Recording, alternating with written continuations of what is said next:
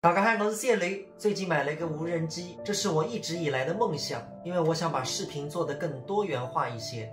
然后今天晚上是我的首飞，拍一条高新区狮山路的夜景，送给大家。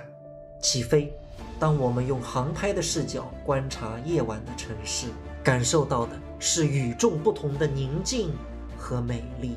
运河边体育场灯光熠熠，蓦然回首，脚下这条狮山路道尽了苏州新区30年的发展与辉煌。主持人来月讲，新居是梦，幸福气象，美好生活在前方。与邻为寿是为人处事的基本道德，门对门，心连心，小小的空间，大大的温柔。腰山生人，风儿轻柔，拥抱此刻，美好时秋。